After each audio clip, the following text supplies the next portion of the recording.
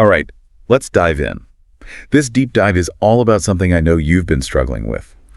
Foot pain and, well, kind of getting those feet moving better. Yes. You sent over some seriously interesting stuff on plantar fasciitis, exercises to beef up your foot strength, and even some specifics on turf toe and bunions. It sounds like. So think of us as your guides. We're going to unpack all this and pull out the gems you can actually use. You know, one thing that really struck me going through all this material is how it emphasizes a holistic view of foot health. Okay. It's not just about treating like isolated problems, it's about recognizing how everything's connected down there. Yeah, I love that. It's a whole body approach. Yeah. But starting from the ground up. Absolutely. And one thing that kept popping up was this term plantar fascia. Yes. Can you give us a quick explainer on what that actually is and why it seems to be such a troublemaker? For sure. So the plantar fascia, it's this thick band of tissue, runs along the bottom of your foot from your heel all the way to your toes. Kind of acts like your built-in shock absorber, supporting your arch. Taking the impact every time you take a step. But when it gets inflamed or tight, you got yourself plantar fasciitis. Oof. And that can make even the simplest things like walking to the fridge feel like you're walking on hot coals. Ouch. No, thank you. That does not sound pleasant at all. Yeah. Actually, I remember my aunt had something similar a while back. She could barely walk for weeks. It was rough. Is that something common with athletes too? I know you mentioned barefoot running. Absolutely. The sources actually highlight that athletes, especially those into, like you said, barefoot running, they're more susceptible to plantar fasciitis. Makes sense. Because of the constant pounding on their feet. But here's the thing. Okay. It's not just high-impact stuff. Yeah. Even everyday stuff, like wearing shoes that don't give your arches proper support, can contribute to the problem. So what can we do about it? The sources mentioned a plantar surface smash. Right. Is that like some secret martial arts move or something? Not quite a martial arts move, although sometimes it can feel pretty intense. But it's actually quite simple. Basically using a lacrosse ball. Oh, okay. To apply pressure to specific points on the bottom of your foot. Interesting. Think of it as a deep tissue massage, but for your plantar fascia. Hold on. So I'm like literally smashing my foot with a hard ball. Yeah. That seems a little counterintuitive, doesn't it? I know, right? Sounds a bit crazy. But trust me on this. What you're doing is targeting those trigger points in the plantar fascia, those like knots of tension that build up over time. And by releasing them, you can reduce pain, increase flexibility, and get your foot moving better. Okay. Starting to get it.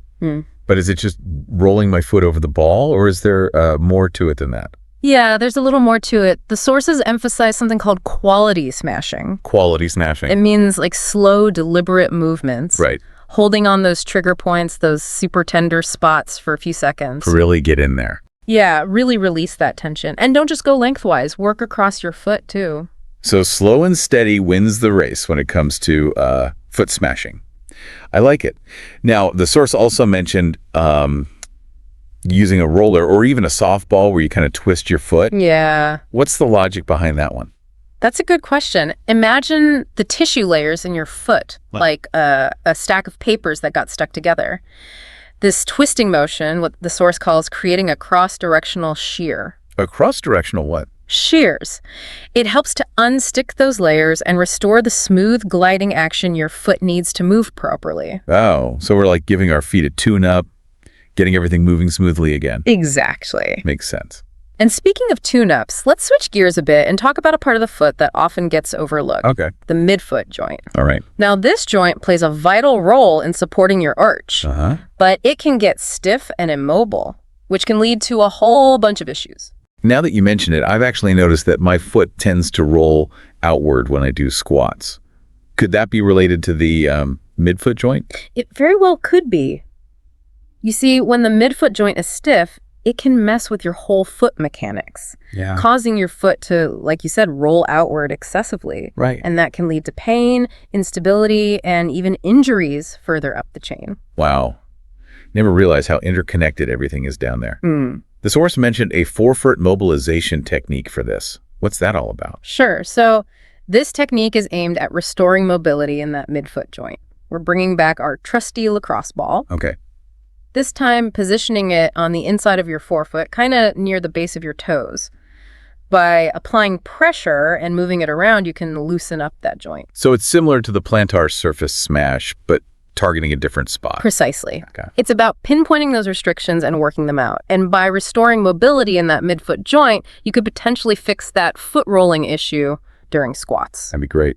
improve your arch support, and enhance your overall foot function. Love it. Yeah.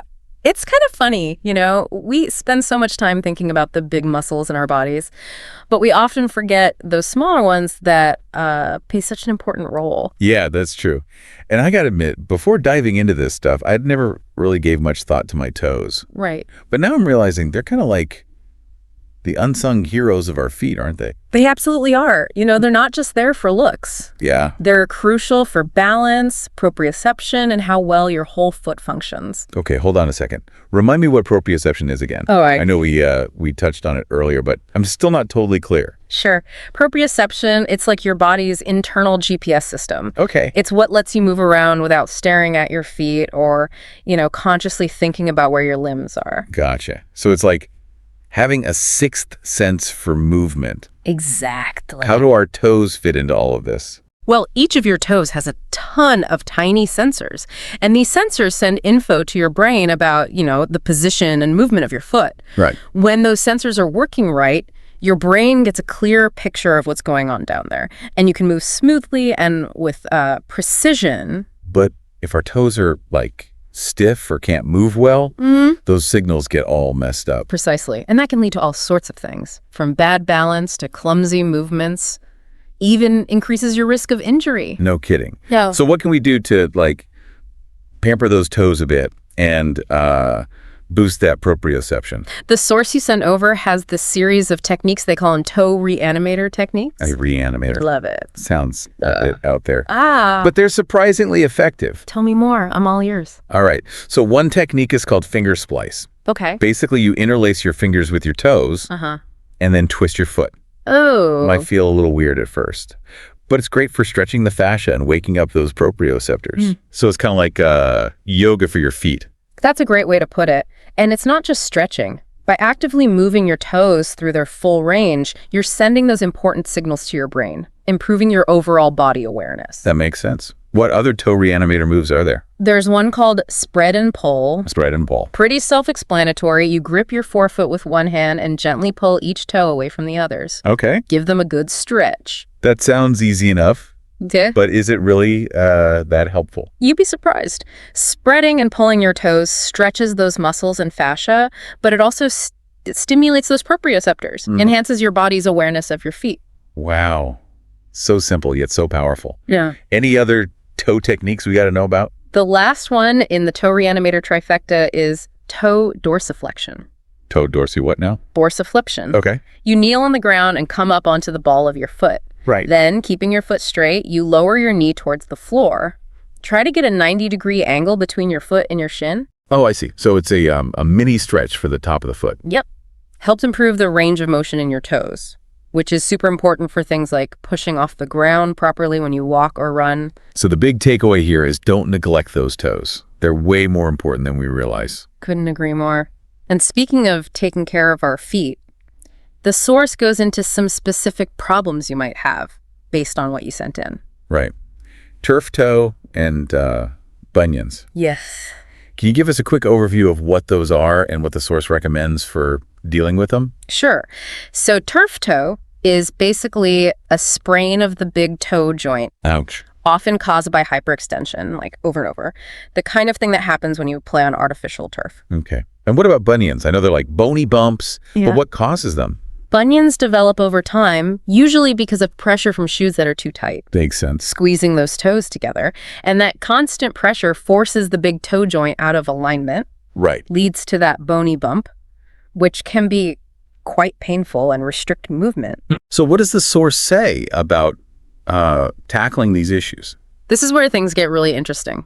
The source actually suggests that those same toe reanimator techniques we just talked about can be helpful for both turf toe and bunions.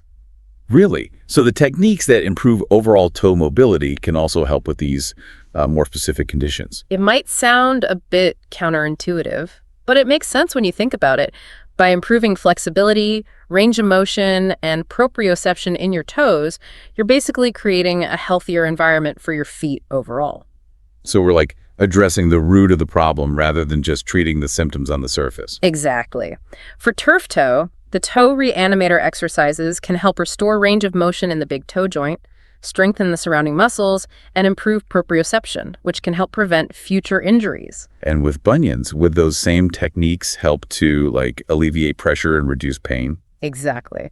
Restoring natural toe alignment and improving flexibility in that big toe joint can potentially reduce the friction and pressure that's causing the bunion pain. It's not an overnight fix, but it's a valuable part of a more complete approach to managing bunions. This is all incredibly insightful. I'm really seeing how everything's connected. That's the beauty of a holistic approach to foot health, understanding the interconnectedness of everything down there and addressing the root causes, not just the symptoms. I got to say, I'm feeling pretty pumped after all this talk about toe reanimation and plantar fascia smashing. Who knew foot health could be so interesting? It's not usually the topic that gets people riled up, but it is super important for, well, feeling good overall. And I think what we've learned here is that it's not just about treating specific problems. Yeah. It's about changing how we think about our feet in general. Totally. And speaking of changing how we think, the Thors has had some pretty strong opinions about footwear. Oh, yeah. They even compared like regular shoes to foot binding. That's a pretty intense comparison, don't you think? Yeah. And it is. But it does make you stop and think. We've been cramming our feet into shoes that restrict their natural movement for centuries, and we just kind of accept it as normal. Yeah. But what if we've been doing it wrong this whole time? It's like we've been ignoring how our feet are designed to work, and then we're surprised when problems pop up. Exactly. And think about everything we've talked about. The plantar fascia, the midfoot joint, the toes, they all need to move freely to work properly. Right. When we constrict our feet with tight shoes, we're basically messing with that natural movement, and that can lead to a whole bunch of issues. So what's the solution? Are we supposed to go barefoot everywhere? Well, not necessarily. Walking barefoot has its benefits for sure, but it's not always practical or safe. True. The sources suggest maybe looking into minimalist or barefoot shoe options. Oh, you mean those shoes with the like really wide toe boxes? I've seen them around, but I always figured they were just for, serious runners. Yeah, they're popular with runners, but they're becoming more common for everyone, and there's a good reason for that. Okay. Minimalist shoes give your toes room to spread out naturally. Plus, they usually have a thinner sole, which helps with that proprioception we talked about. So it's like getting the best of both worlds, barefoot benefits, but with some protection. Exactly. It's all about finding that balance between support and freedom of movement for your feet. This deep dive has been a real eye-opener. I feel like I've learned so much about something I totally took for granted. Me too. If you had to boil down everything we've covered to a few key takeaways, what would they be? I'd say, first, remember that foot pain is often a sign of something bigger going on. It's your body trying to tell you something's off. Right. Maybe it's tight muscles or stiff joints, or even just not being aware of how you're using your feet. In those simple techniques we talked about, the plantar surface smash, those toe reanimator mobilizations, they can be surprisingly effective at getting to the root of the problem and helping our feet work the way they should. For sure. And don't forget about footwear. Choosing shoes that give your feet room to move is so important for healthy, happy feet. It's crazy how something as basic as our shoes can have such a big impact on our overall well-being. It really is. It makes you wonder, what other everyday things we do might be messing with our bodies without us even realizing it. That's a great point. It's all about being mindful of the choices we make and how they affect us.